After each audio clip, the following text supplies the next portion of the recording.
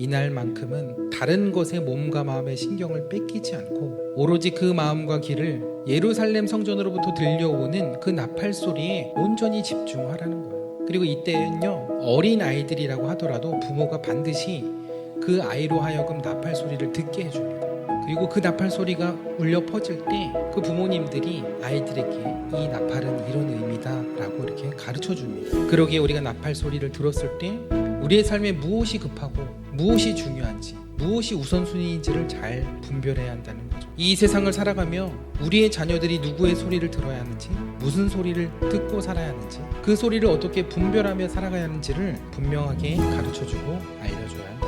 우리의 삶이 세상에서 보이는 것이 다가 아니고 들리는 것이 다가 아니라는 거 여러분들의 가정에 들려주시기 바랍니다.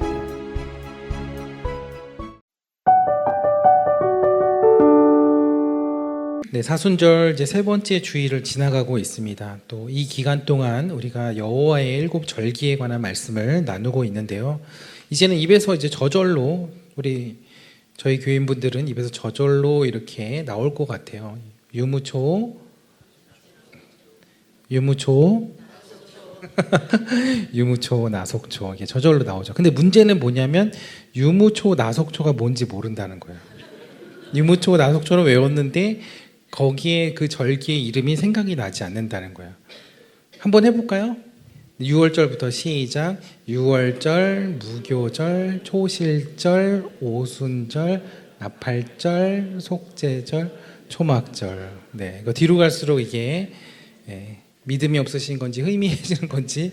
네. 다시 한번 유무초 나속초는 유무초 나속초대로 외우시고 이걸 또 따로 외우시는 게 아니고 그 앞 글자를 가지고 우리가 연상한다고 그랬죠. 우리 한번 다시 해보겠습니다. 6월절, 무교절, 초실절, 오순절, 나팔절, 속죄절, 초막절. 네, 한 번 더 하니까 더 잘하시네요. 네, 그래서 계속 반복할 거예요. 그래서 주님 오실 때까지 반복할 거니까 안 외워진다고 걱정하지 마세요. 네. 나중에 이제 하도 외워가지고 나중에 이제 기억력이 안 좋아지시거나 치매가 오셔도 유무초, 나속초는 생각날 정도로 제가 이렇게 반복해드리겠습니다. 우리가 여호와의 이제 절기 7개를 이제 함께 이제 보고 있는데 그 중에서 이제 오늘은 이제 5번째 절기입니다. 5번째 절기인 나팔절에 대한 말씀을 이제 우리가 함께 오늘 나누려고 합니다. 그래서 여호와의 7절기는 봄절기와 가을절기로 나뉜다고 했는데 봄절기는 6월절부터 오순절까지이고 그리고 가을절기는 오늘 나팔절부터 초막절까지 이렇게 이어지게 됩니다. 그래서 6월절부터 오순절 봄절기는 예수님의 초림과 관련되어 있고 뒤에 이제 나팔절부터 초막절 가을절기는 예수님의 재림과 관련되어 있다라고 말씀드렸습니다.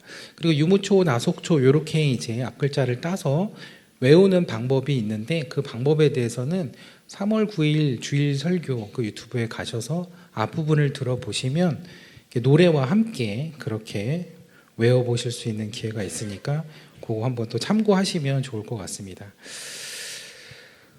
그런데 이제 이 가을절기가 오늘 나팔절부터 초막절까지 이어지는데요. 이 절기들이요, 이 가을절기는 이렇게 퍼져 있는 게 아니라 한 달 안에 다 이렇게 연속으로 모여 있어요. 유대력으로 7번째 달 티시리월이라고 하는데 1월, 2월, 3월 이렇게 하지 않고 티시리월이라고 하는 유대력의 7번째 달을 티시리월이라고 하는데 이 달 안에 이 가을절기, 이 세 절기가 모두 연속해서 지켜지게 됩니다. 그래서 티시리월은 유대인들에게 아주 중요한 달로 인식이 되는데 무엇보다 이 가을절기의 이 시작인 이 나팔절은 유대인들에게 있어서 새해입니다. 그러니까 좀 가을인데 새해라고 하니까는 좀 어색할 수 있겠지만 유대인들의 개념에 있어서의 새해가 바로 나팔절입니다. 근데 제가 6월절을 설명드릴 때 화면에 보시는 것처럼 이스라엘의 달력이 6월절이 있는 달, 즉 니산월부터 시작된다고 말씀을 드렸거든요. 그러니까 달력의 시작이 곧 역사의 시작이고 출애굽 사건을 통해 시작된 이스라엘의 역사를 기념하면서 이스라엘의 역사의 그 달력이 니산월부터 이제 시작이 되었습니다. 그런데 그것은 역사의 시작이지 새해의 시작은 아니었습니다. 이게 무슨 말인가 하실 수 있는데 우리나라의 건국을 기념하는 개천절이 있잖아요. 근데 그 개천절을 새해로 지키지 않는 것과 같다고 할 수 있습니다. 우리는 새해를 설날로 지키죠. 그러니까 개천절은 개천절대로 건국을 기념하는 절기로 지키는 것이지 새해로 지키지 않는다는 거예요. 마찬가지로 6월절은 개천절, 나팔절은 설날. 이게 꼭 맞아떨어지는 건 아니지만 이렇게 생각하시면 이해가 좀 편하실 수 있겠다는 생각이 들어요. 그래서 어쨌든 유대인들에게 있어서 새해는 바로 나팔절이다 라고 기억하시면 되는데 왜 나팔절이 이스라엘의 새해가 되었을까요? 이 나팔절은요 히브리어로 욤테루아라고 합니다. 욤은 날이라는 뜻이고 테루아는 불다라는 뜻이에요. 즉 부는 날, 무엇을 불까요? 나팔을 부는 날이다라는 뜻을 갖고 있습니다. 근데 왜 이날에 나팔을 불게 된 것일까요? 그것을 이제 잠시 후에 설명을 이제 드릴 건데 사실 이 날은 욤테루아보다는 로시 하샤나라는 명칭을 더 많이 사용합니다. 로시는 머리, 시작이라는 뜻이고 하샤나는 해, 연을 얘기합니다. 그러니까 해가 시작되는 때, 한 해의 시작, 새해를 의미한다는 거죠. 그래서 유대인들이 로시 하샤나라고 더 많이 부릅니다. 근데 유대인들이 이제 새해 하는 인사말이 있어요. 우리나라에서는 새해가 되면은 뭐라고 인사하죠? 새해 복 많이 받으세요. 이렇게 인사를 하죠. 근데 이스라엘 사람들이 하는 인사도 조금 비슷하긴 한데 뭐라고 인사하냐면 샤나토바 우메투카라고 인사를 합니다. 그 뜻이 좋은 새해, 달콤한 새해가 되시길 바랍니다 라는 그런 뜻이에요. 듣기만 해도 되게 기분이 좋은 것 같아요. 좋은 새해가 되고 달콤한 새해가 되라는 것. 근데 그때 이제 이렇게 새해 인사를 하면서 이스라엘에선 새해가 되면은 사과를 꿀에 찍어 먹게 됩니다. 그래서 꿀처럼 달콤한 새해가 되라는 의미를 담고 있는데 그런데 왜 뭐 빵도 아니고 다른 과일이 아니라 사과를 왜 꿀에 찍어 먹는 것일까요? 아가서에 보면 이스라엘 백성을 사과나무로 비유하는 말씀이 나오거든요. 그리고 그 아가서에 대한 그 해설, 미드라시 해설을 보니까 사과나무의 열매는 잎보다 먼저 맺힌다는 말이 나와요. 이게 식물학적으로 맞는 이야기는 아니에요. 그러나 이제 이거를 하나의 비유로 얘기한 건데 열매가 잎보다 먼저 맺힌다는 것은 그 열매를 보고 그렇게 하나님께 순종한다는 것이 아니라 하나님이 명령하시는 것에 대해 이해보다는 순종이 앞서야 함을 이야기하고 있는 겁니다. 그래서 사과가 상징하는 것은 하나님의 명령에 대하여 따지기에 앞서서 먼저 순종하는 것, 그것을 의미한다는 것이죠. 그리고 꿀은 하나님이 주시는 풍요와 축복을 말합니다. 그래서 새해를 시작하면서 사과에 꿀을 찍어 먹는다는 것은 새해에 하나님께 온전히 순종함으로 나아가 이해가 되든 유익이 되지 않든 하나님께서 주시는 그 풍요와 축복을 순종 가운데 누리기를 바란다라는 그런 의미로 사과를 꿀에 찍어 먹는다는 거예요. 근데 왜 새해가 참 희한해요. 6월절이 아니고 그렇다고 해서 그 다음 달도 아니고 그 다음 달도 아닌 한참 뒤인 7번째 달에 있다는 거예요. 그래서 앞에 보여드렸던 그 유대 달력을 다시 한번 보여드리면 나팔절이 언제 있냐? 니산월로부터 해가지고 1, 2, 3, 4, 5, 6, 7에서 7번째 달에 있습니다. 그 7번째 달의 이름이 뭐냐면 티슈리 월입니다. 그래서 12달 중에 티슈리 월이 나팔절이고 그 나팔절이 새해가 됩니다. 근데 왜 이 12달 중에서 왜 티슈리 월이 새해가 되었냐는 것이죠. 이제 뭐 여러 가지 그것들을 설명하는 라피들의 또 해석들이 있는데 제가 이제 두 가지로 설명을 해드리면, 첫 번째는 유대인의 달력이 달을 기준으로 하는 태음력이기 때문에 그래요. 그래서 초하루, 보름, 금음, 이게 달과 관련된 날을 지칭하는 말이고, 이게 다 농사력과 다 맞아 들어가는 이게 중요한 날짜들입니다. 그러니까 우리나라도 음력을 썼던 이유가 다 농사 때문에 그런 거죠. 근데 그 중에서도 매 달의 시작을 알리는 초하루 혹은 월삭이라고 하죠. 그 월삭은 음력을 쓰는 문화에서 매우 중요한 날로 여겨졌습니다. 그래서 성경에도 보면요, 이 초하루를 중요한 날로 지키고 초하루 때 제사를 드린, 월삭 제사를 드린 이야기들이 종종 나옵니다. 그래서 초하루가 참 중요해요. 12달 중에 매 초하루 때마다 그래서 하나님께 제사를 올려드렸는데, 그래서 오늘날 요즘에는 이제 많이 없어졌는데, 예전에는 월삭 기도회, 초하루 기도회라고 해서 매일 초하루 때마다 새벽 예배 기도회를 했던 이제 그런 교회의 또 하나의 문화와 전통이 있었죠. 근데 이 성경에서도 이 초하루를 중요한 날로 지키고 제사를 이제 드리게 되는데, 1년 12번의 초하루 중에서도 7번째 달의 초하루가 더 중요한 그런 달이었습니다. 7번째 날이 안식일인 것처럼 7번째 달인 티슈리 월의 초하루가 중요했는데, 그 날이 바로 나팔절이었던 겁니다. 다시 말해 나팔절이 이 7이라는 숫자에 걸려서 완성, 완전을 뜻하고 그 달의 초하루까지 겹쳐 있어서 그 날이 중요할 수밖에 없었다는 거예요. 그래서 티슈리 월 첫날이 나팔절이 된 이유는 이 날이 7번째 초하루이기 때문이라는 거예요. 그게 이제 첫 번째 이유예요. 두 번째는 나팔절이 티슈리월에 있는 두 번째 이유는 티슈리라는 그 단어의 비밀이 있습니다. 히브리어 티슈리를 거꾸로 하면 베레시트라는 말이 됩니다. 베레시트는 창세기의 히브리어식 이름이거든요. 히브리어의 성경의 제목은 우리가 보고 있는, 지금 보고 있는 그 성경의 제목을 붙이는 방식이랑 좀 다릅니다. 그 당시에는 어떤 책의 제목을 어떻게 붙이거나 이렇게 달 수가 없어서, 그때는 두루마리를 이제 열어서 빨리 그 책의 첫 글자를 보고 그 책을 이제 구분해야 하기 때문에 첫 글자, 첫 단어가 그 책의 제목이 되는 거예요.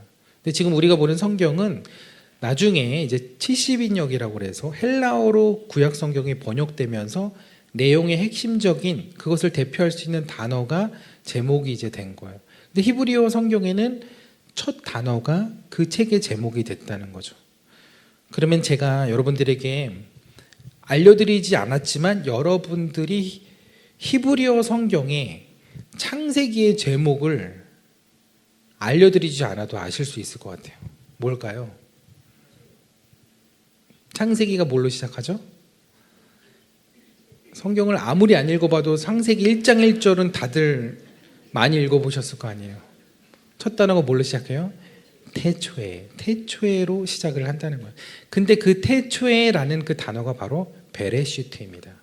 그래서 창세기의 제목은 베레시트, 태초에라는 단어가 바로 창세기의 제목이 된다는 거예요. 그래서 그 창세기의 베레시트로 시작하는 그 단어가 바로 이 티슈리라는 단어와 연결이 되어 있다는 거예요. 그리고 그 첫 문장, 하나님이 태초에 천지를 창조하시니라, 태초에 하나님이 천지를 창조하셨느니라는 이 말씀과 이 티슈리 월의 의미가 연결이 되고 있다는 거예요. 그래서 앞에 화면을 보시면 이게 창세기 1장 1절의 히브리어인데 번호가 왼쪽에서 오른쪽이 아니라 오른쪽에서 왼쪽으로 매겨져 있죠. 왜냐하면 히브리어는 오른쪽에서 왼쪽으로 읽기 때문입니다. 그래서 제가 이제 PPT로 매번 이렇게 히브리어를 올려드리는데 여러분들 계속 왼쪽에서 오른쪽으로 읽으셨죠? 어차피 모르는 단어는 네, 거꾸로 이렇게 오른쪽에서 왼쪽으로 읽게 되어 있습니다. 그래서 저것도 글자가 이제 타이핑할 때 반대로 이렇게 가요. 그래서 히브리어는 오른쪽에서 왼쪽으로 읽는다. 근데 이게 첫 문장이 7개의 단어로 이루어져 있습니다. 그래서 이 문장을 완전수로 채워져 있는, 완전한 단어로 채워져 있는 문장이다 라고 이야기를 합니다. 그리고 하나님께서 이 7개의 문장으로 창조의 사역을 시작하셨고 7일 동안 그 창조의 사역을 마치셨죠. 그러니까 유대인들에게 있어서 이 7이라는 숫자는 굉장히 많은 의미가 부여되고 굉장히 중요한 숫자인 거예요. 그래서 티슈리 월이 있는 달도 7번째 달이잖아요. 그러니까 티슈리아 같은 알파벳으로 이루어진 이 베르시트가 태초의 시작을 말하고 있고, 유대인들은 그래서 하나님이 창조하신 그때 그 달이 언제냐, 바로 티슈리 월이다 라고 믿는다는 거죠. 그리고 아담을 창조하신 때도 그 달 티슈리 월에 아담을 창조하셨다라고 믿고 있습니다. 그래서 이 날을 새해로 삼고 하나님께서 창조하신 온 세상의 시작이 되는 그 새해를 이 달로 삼은 이유가 바로 이 티슈리라는 단어, 베레시트라는 단어와 연결되어서 그렇다는 거예요. 여기까지 이해가 되셨을까 모르겠어요. 근데 못하셨어도 괜찮아요. 여러분들 뭐 이런 얘기를 어렵다고, 잘 모르겠다고 안 들으시면 주님 오실 때까지 이런 얘기 못 들어요. 그러니까 들으시면 제가 또 이 절기에 대한 이야기들을 계속해서, 요게 지금 계속 쌓여가는 이야기들이거든요. 그래서 잘 들어보시면 좋을 것 같아요. 그리고 그렇구나 하고 그냥 넘어가시면 됩니다. 오늘 레위기 23장의 말씀을 보면요, 7째 달, 곧 그 달 첫 날이라고 이야기를 하는데, 7째 달이 바로 티슈리 월을 얘기하는 거예요. 그리고 그 달 첫날은 초하루 1일을 얘기하는 거죠. 근데 그날 나팔을 불라고 명령을 하셨어요. 그리고 그 날을 불어서 기념하라고 이야기를 하셨습니다. 근데 이때 나팔을, 어떤 나팔을 불었을까요? 그냥 집에 있는 아무 나팔이나 불었을까요? 성경에는 두 종류의 나팔이 있습니다. 하나는 은나팔이고 하나는 양강나팔이에요. 근데 나팔절에 부는 나팔은 양강나팔이에요. 은나팔은 또 다른 용도가 있어요. 광야에서 진 배치한 그 지파들이 이동할 때, 혹은 지파의 대표들을 불러 모을 때 이제 이런 용도들이 있어요. 그런데 나팔절에는 무슨 나팔을 불었다? 양강나팔을 불었다. 여러분, 양강나팔이 뭐죠? 양의 뿔로 만든 나팔이에요. 양각 할 때 각은 뿔각자죠. 그래서 양의 뿔로 만든 나팔, 양강나팔인데 그걸 히브리어로 쇼파르라고 합니다. 쇼파르. 그래서 순양의 뿔로 만든 나팔, 그게 이제 바로 양강나팔인데, 왜 나팔절에 은나팔이 아닌 양강나팔을 불게 되었냐? 참 유대인들이 그런 하나님의 말씀에 대한 스토리들을 본인들이 계속해서 또 이해하려고, 또 전수해 주려고 참 그런 이야기들이 많이 담겨져 있는 책들이 있어요. 근데 그 중에 하나가 이제 미드라시인데, 거기에 보면 아브라함이 모리아산에서 이삭을 번제로 바치려고 한 날이 바로 이 날이었다라고 그렇게 이야기를 합니다. 그래서 하나님의 말씀에 순종하여 아브라함이 이삭을 번제물로 바치려고 했던 그때 하나님이 무엇을 준비해 주셨어요? 이삭 대신 순양을 바칠 제물로 준비를 해 주신 거죠. 그래서 창세기 22장에 보면 하나님께서 그 순양을 준비해 주셨다 하여 그 땅의 이름을 뭐라고 했다고요? 여호와 이레라 하였다. 그리고 그때 이삭을 대신하여 죽게 된 그 순양을 기억하기 위해서 그 순양의 뿔로 만든 양강나팔을 불게 되었다는 것이 바로 미드라시의 이야기입니다. 그래서 유대인들은 나팔절이 되면은 그 이삭의 번제 사건이 나오는 창세기 22장을 읽게 됩니다. 제가 앞에 말씀드린 대로 사과를 먹는 것이 순종과 관련되어 있다고 하는데, 이삭의 이 번제 사건만큼 이 순종을 대표하는 또 이야기가 없잖아요. 그래서 양강나팔을 부는 것은 바로 순종의 자리로 나오도록 경각심을 주는 소리였다는 거죠. 그 아브라함의 그 믿음을 기억하면서 그 나팔 소리를 들을 때 순종의 자리로 나아오라는 거예요. 이와 관련해서 한 가지 재미있는 사실은, 양강나팔이 처음에는 그 순양의 뿔로 만들어졌었는데, 예수님 당시에는 제사에 쓰여지는 정결한 동물이면 다른 동물의 뿔로도 가능하게 허용이 되었습니다. 그런데 절대 쓰면 안 되는 동물의 뿔이 있었어요. 그 뿔은 뭐였냐면 바로 소의 뿔이었습니다. 왜 소뿔은 안 됐을까요? 그것은 이스라엘 백성들로 하여금 광야에서 그 우상을 섬겼던 금송아지 사건을 기억나게 하는 것이기 때문에 그래요. 금송아지 사건은 불순종의 대표적인 또 사건이죠. 그래서 이날만큼은 소뿔로 만든 그 나팔로 부는 것이 금지되는 일이었습니다. 결국 양각 나팔의 소리라는 것은 이삭의 번제 사건을 기억하며 순종의 자리로 나오라는, 하나님 앞에 순종으로 나오라는 그런 신호였다는 것이죠. 이처럼 이 나팔 소리에는요, 굉장히 중요한 의미들이 담겨져 있어요. 그냥 이유 없이 그냥 축제로서 그냥 그렇게 나팔을 부는 게 아니라 이 나팔의 의미를 통해서 유대인들은 굉장히 그 나팔의 의미를 담아서 각성하는 그런 기간으로 이 나팔절 기간을 보냈다는 거죠. 그리고 나팔을요, 그냥 부는 게 아니에요. 나팔을 부는 방법과 방식이 있습니다. 마음대로 부는 게 아니고 아무나 불 수 있는 것도 아니었어요. 성서 시대에는 이 나팔을 불 수 있는 것은 제사장이었어요. 그러니까 제사장만이 불 수 있고요. 그 제사장도 그 나팔을 부는 방식에 따라서 그 횟수까지 맞춰가면서 불게 되었다는 거죠. 거기에는 굉장히 중요한 의미들이 담겨져 있습니다. 그 나팔을 부는 방식에는요, 3가지 방식이 있었는데요. 첫째는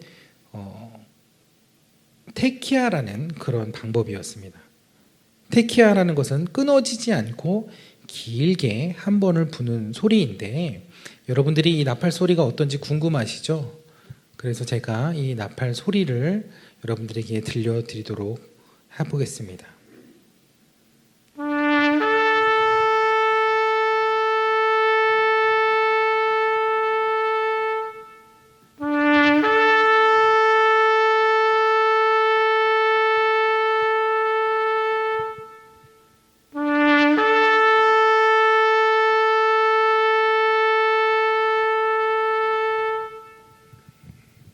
뭔가 이 나팔 소리를 들으면 뭔가 큰 행사가, 뭔가 이렇게 큰 일이 일어날 것 같은 그런 느낌이 드는 소리죠.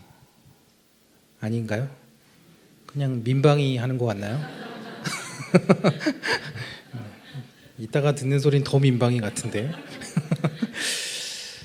이거는 왕의 오심을 선포하는 소리입니다. 테키아는 왕이 오시니 백성들은 모여라 라는 그런 나팔 소리입니다. 그래서 고대 이스라엘 왕국에서는 새로운 왕이 세워질 때, 대관식을 할 때 이 나팔을, 이 테키아를 불었습니다. 근데 이 왕의 대관식이요, 무슨 달에 했을까요? 티슈리 월에 했습니다. 그래서 티슈리 월에 나팔절을 불면서 왕이 대관을 하게 되는 거죠. 마찬가지로 왕 대신 그 예수님께서 이 땅에 오시는 것, 하나님의 임재하시는 것, 그날이 바로 티슈리월이다 라는 거예요. 그래서 많은 학자들이, 제가 요거는 뭐 확실한 얘기는 아니지만 우리가 이제 크리스마스 날짜가 12월 25일이라고 알고 있는데, 어떤 학자들은 이 나팔절에 예수님이 이 땅에 오셨다라고 이야기하는 이야기들이 있습니다. 그 나중에 제가 그 목자들이 밖에서 양들을 먹이고 있던 거기에 그 중요한 비밀이 있는데, 그건 나중에 한번 기회가 되면 말씀드리고, 그리고 예수님이 이 땅에서 탄생하신 날이 나팔절이고, 그리고 예수님이 죽으시고 다시 부활하시고 다시 돌아오실, 다시 재림하실 그날도 나팔절의 시간표와 맞춰져 있다라고 이야기를 합니다. 그래서 예수님이 만왕의 왕으로서 오실 그날, 이 나팔 소리, 왕이신 하나님의 임재를 의미하는 이 테키아의 소리, 이 나팔 소리는 하나님의 백성을 불러 모은다는 그런 의미가 있습니다. 그래서 이사야서 27장에 보면 흩어진 이스라엘을 하나하나 다시 모으실 건데, 그날이 바로 큰 나팔을 부는 날이라고 하고 있습니다. 두 번째 나팔을 부는 방법은요, 쉐바림이라고 해요. 근데 이거는 조금 짧게 세 번을 부는 소리예요. 근데 여기서는 이제 한 번 불고 마는 게 아니라 세 번씩 반복해서 그렇게 부는데, 짧게 세 번을 부는 소리를 또 세 번 이렇게 반복해서 이렇게 불게 됩니다. 한번 들어보실까요?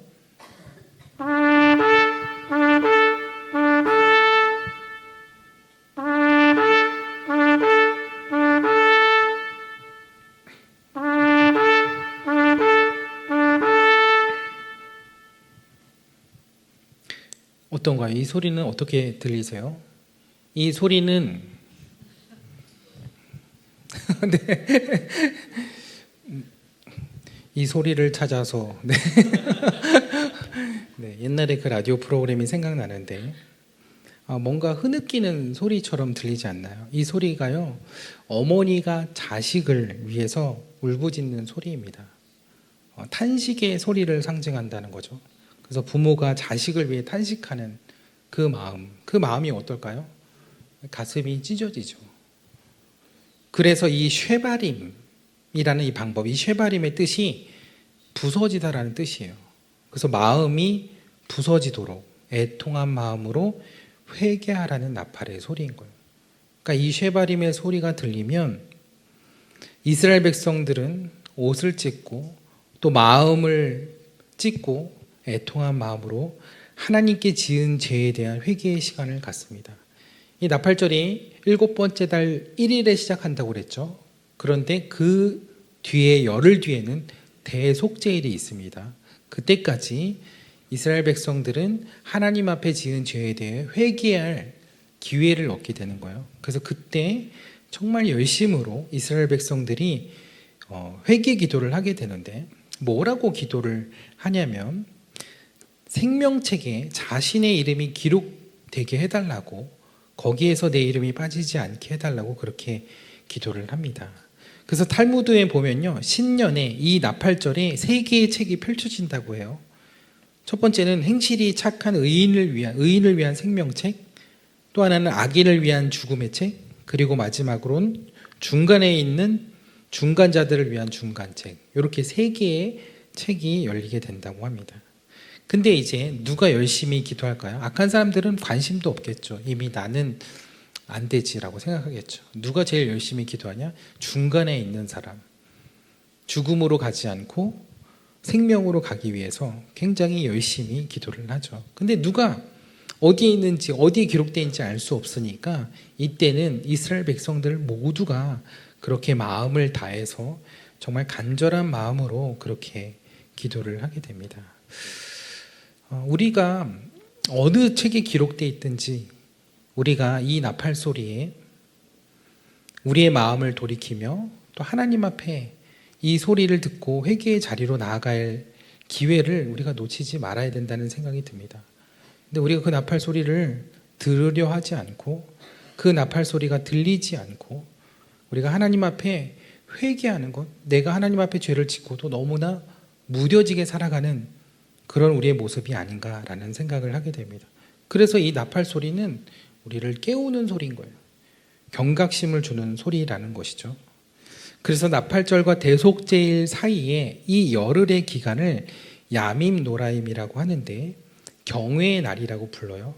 그래서 마지막 이 유예 기간으로서 하나님을 경외하고 하나님께 필사적으로 회개하며 기도하는 그 기간을 바로 야밈 노라임이라고 합니다. 그래서 그 생명책에 기록되기 위해서, 또 생명책에 기록되어 있는 것들에 대해서 굉장히 또 간절히 기도하는 마음으로 기도하는 그 이야기들이 또 시편과 출애굽기의 이야기를 통해서도 나오게 됩니다. 네. 그리고 이제 세 번째 나팔 소리, 마지막 세 번째 나팔 소리는 테루아라고 하는데요. 이것은 이제 스타카토로 9번을 짧게 끊어서 부는 방법입니다. 한번 들어보시죠.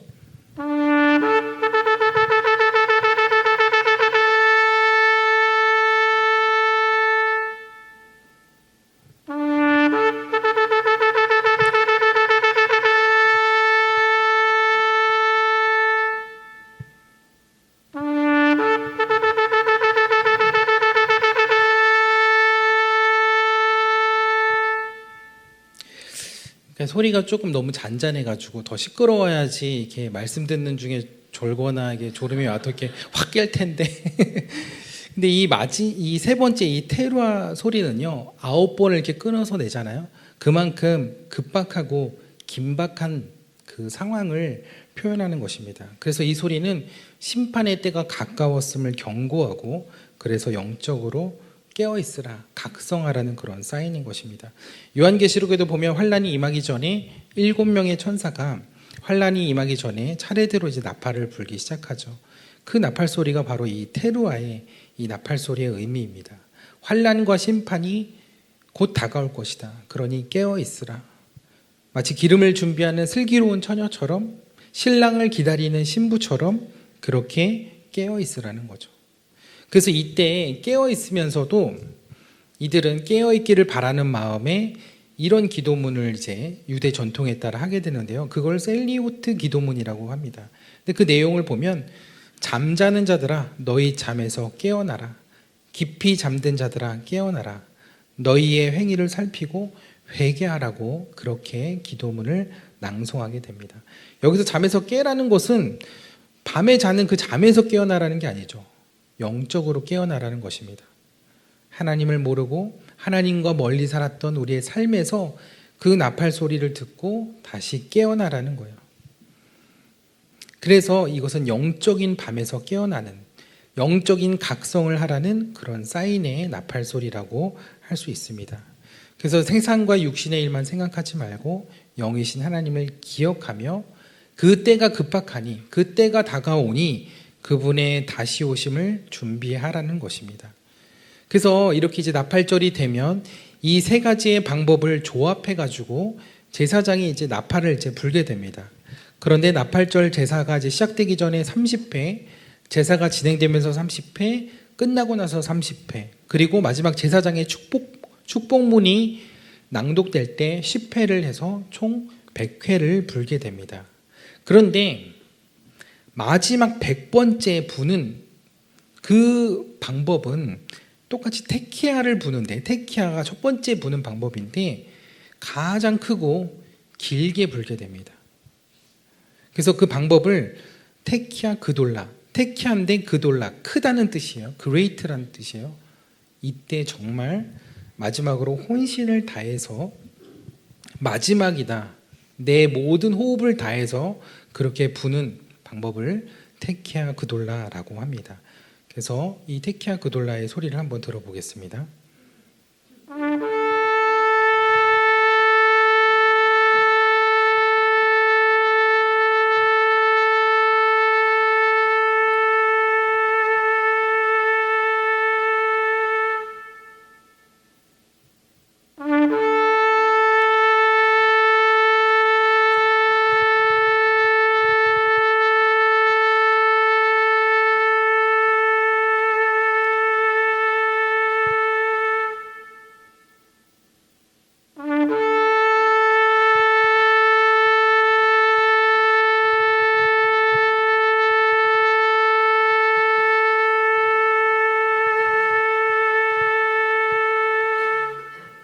정말 숨이 넘어갈 정도로 그렇게 이제 불죠. 그래서 정말 내 호흡을 다해서, 혼신을 다해서 이제 부는 방법이 테키아 그돌라인데, 이 소리는 예수님의 재림과 마지막 승리를 의미합니다. 예수님이 마침내 재림하셔서 이 땅에 울려 퍼지는 그 나팔 소리, 그게 테키아 그돌라, 거대한 테키아의 나팔 소리라는 거죠. 그래서 이 네 개의 나팔 소리가요, 예수님의 재림을 향해 울려 퍼지는 나팔 소리를 상징하는 것인데, 그래서 나팔절은 예수님의 재림과 관련된 절기라는 것입니다. 우리가 이제 지난 시간에 이 일곱 절기가 예수님의 구속 사역과 관련돼 있다고 그랬죠. 그래서 유월절은 예수님의 죽음, 무교절은 죄 없으신 예수님의 희생, 초실절은 예수님의 부활, 오순절은 제가 설명 안 드렸지만 성령님과의 임무교대, 그리고 나팔절은 예수님의 재림과 관련돼 있다는 거죠. 그래서 예수님의 재림과 관련된 절기가 바로 나팔절인데, 그래서 이 절기를 열심히 공부하는 이단 사이비들은 예수님의 그 재림 날짜를 이 절기를 통해서 열심히 계산을 해요. 이 나팔절이 올해는 9월 22일이거든요. 보통 9월 아니면 10월 그때쯤 있어요. 그래서 이단 사이비들이 예수님이 다시 오는 그 종말의 때를 늘 9월, 10월로 지목을 하는 이유가 바로 이 절기를 계산해서 그렇게 하는 거예요. 근데 그 때와 날은 알 수 없죠. 어느 해가 될 수는 없지만 나팔절에 예수님이 다시 오실 것이다 라고 메시아닉 주, 예수님을 메시아로 믿는 유대인들이 그렇게 또 고백을 하기도 합니다. 그래서 여러분들 9월과 10월은 좀 긴장하고 사셔야 돼요. 그래서 어떻게 예수님이 오실지 모르니까 옛날에는 다 구름 타고 오신다고 했는데 이제는 구름 타고 오시면 아무도 못 보니까 이제 유튜브나 뭐 이런 걸 통해서 이제 실시간으로 이렇게 오셔야 아 오셨구나 이걸 바로 알 수 있을 것 같아요. 그래서 우리가 이 재림과 관련된 절기가 바로 나팔절이라는 것을 안다면 우리는 우리의 삶 가운데 어떻게 하면 그 주님의 나팔 소리를 들을 수 있는 것인가? 저는 그런 나팔 소리를 들을 기회가 없었는데 한 번도 들어본 적이 없는데요. 근데 여러분 오늘 들으셨잖아요. 그 아까 양뿔로 만든 그 양각 나팔의 그 소리를 얘기하는 게 아니에요. 오늘날 우리에게 하나님께서 들려주시는 그 나팔 소리는 양각 나팔이 아니라 말씀의 뿔을 통해 들려주시는 말씀인 거예요. 성경의 말씀은 우리와 우리의 삶을 향해 이 때가 어떠한 때인지, 우리가 무엇을 준비하며 살아가야 하는지, 무엇을 위해서, 무엇을 향해서 우리가 이 인생을 걸어가야 하는지를 계속해서 이야기해 주고 있는 거예요. 그게 바로 하나님이 우리에게 들려주시는 나팔 소리라는 거죠. 그래서 에베소서 5장 14절에 보면 바울은 잠자는 자여 죽은 자들 가운데서 깨어 일어나라고 했습니다. 이게 우리에게 주시는 나팔 소리인 거죠. 우리가 이 시대를 살아가며 우리가 신앙생활하며 반드시 들어야 하는 소리라는 거예요.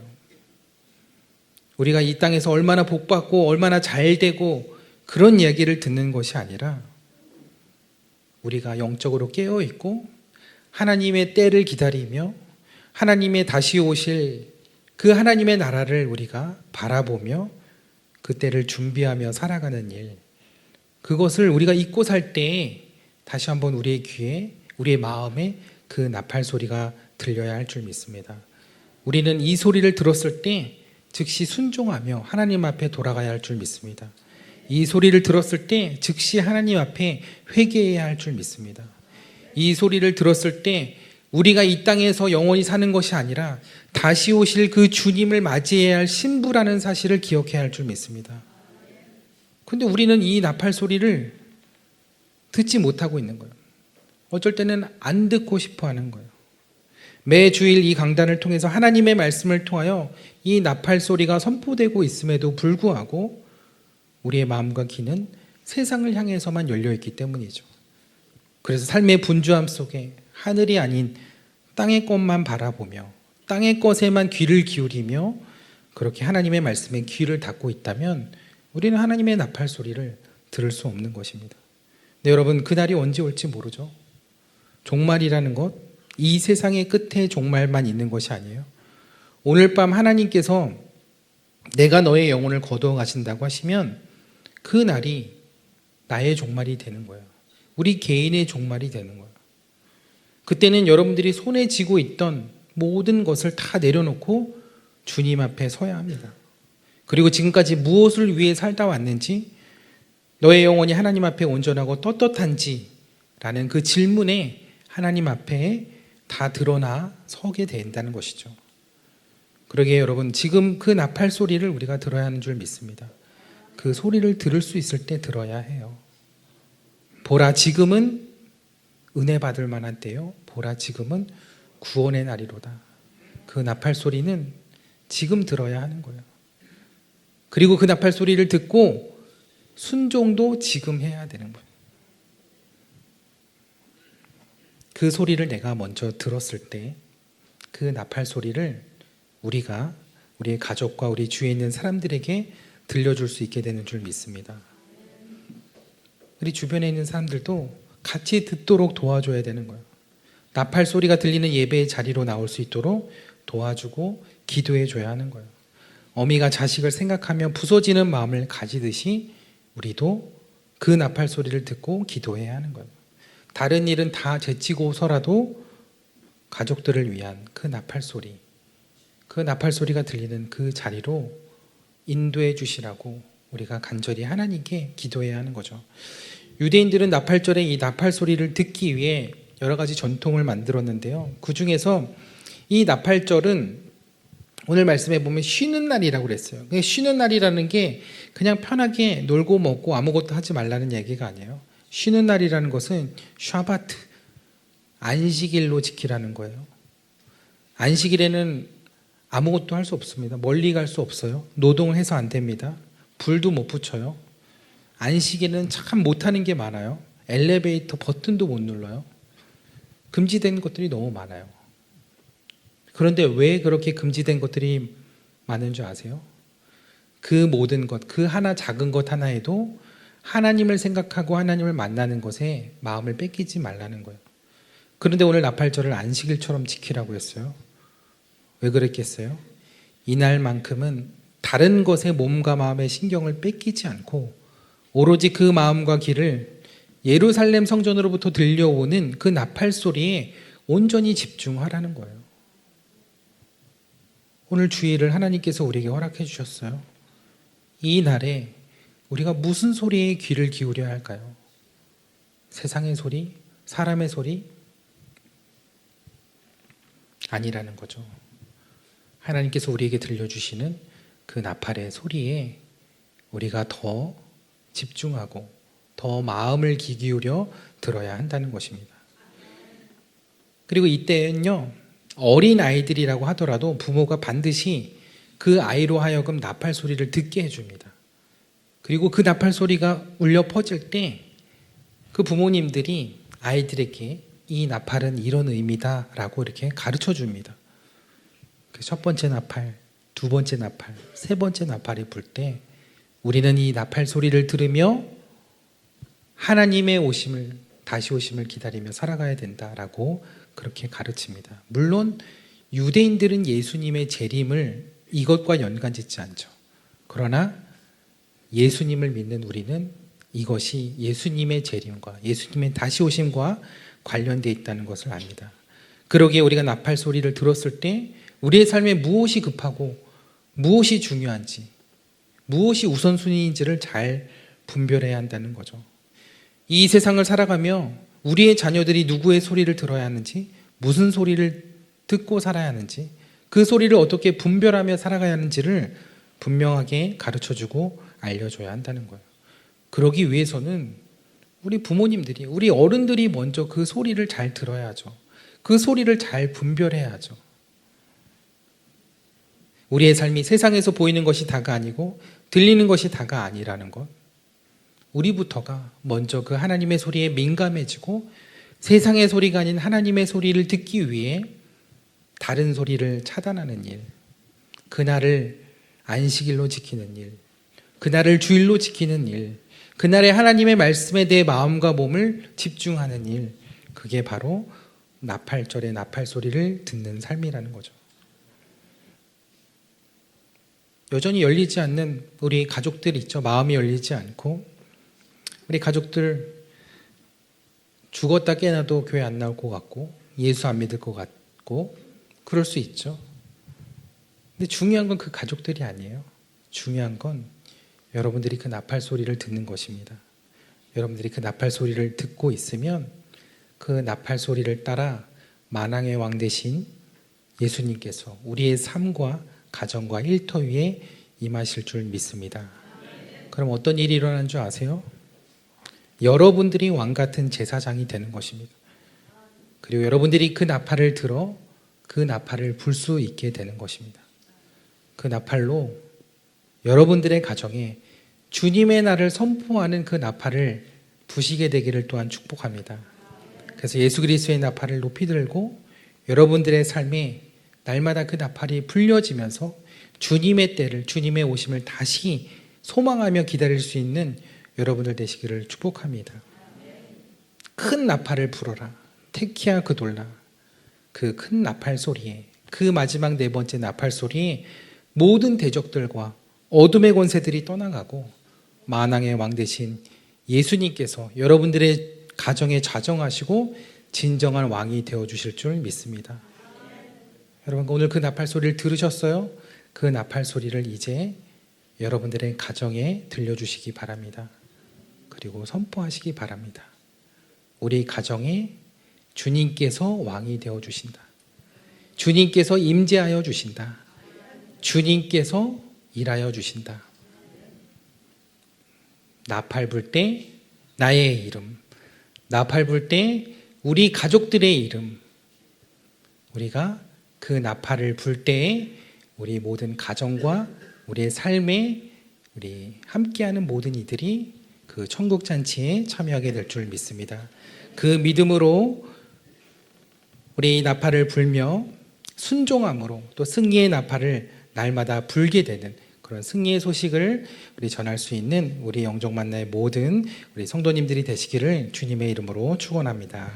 초대교인들이 복음을 전하며 또 복음을 지키며 순교의 자리로 나아갈 때 이 고백을 했습니다. 마라나타, 주 예수여 어서 오시옵소서. 주님, 내가 가는 이 길이 가시밭 길이고 고난의 길이고 내가 감당할 수 없는 십자가의 길이지만, 그러나 주님께서 그곳에서 영광의 자리에서 나를 맞아주실 그 주님의 영광을 바라보며 내가 이 길을 지나갑니다. 주님을 바라보며 이 길을 지나갑니다. 주님께서 나를 기다리고 계심을 제가 믿습니다. 이 길이 아무리 어렵고 감당하기 힘든 길일지라도 주님께서 나를 맞아주시고 안아주시고, 수고했다, 많이 힘들었지, 그렇게 안아주시는 그 주님을 우리가 바라보며 이 자리를 지나가기를 원합니다. 우리가 이 세상에 살 뿐이면 누구보다 불쌍한 사람이라고 했는데, 우리가 주님과 함께 다시 부활하고 다시 그 주님의 천국에서 다시 만날 그 소망을 가지고 이 세상을 이겨나갈 수 있는 줄 믿습니다. 주님, 우리에게 믿음을 더하여 주옵소서. 우리에게 막혀있던 그 나팔 소리가 다시 들리게 하여 주옵소서.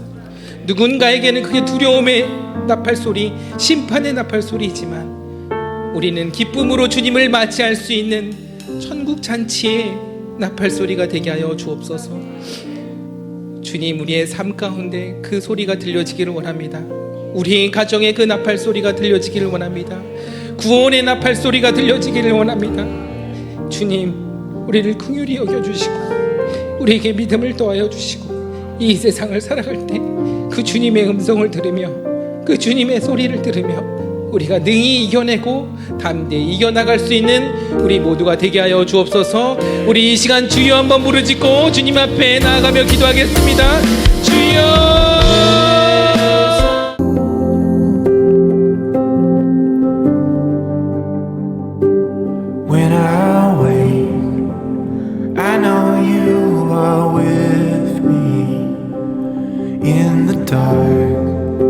I can almost see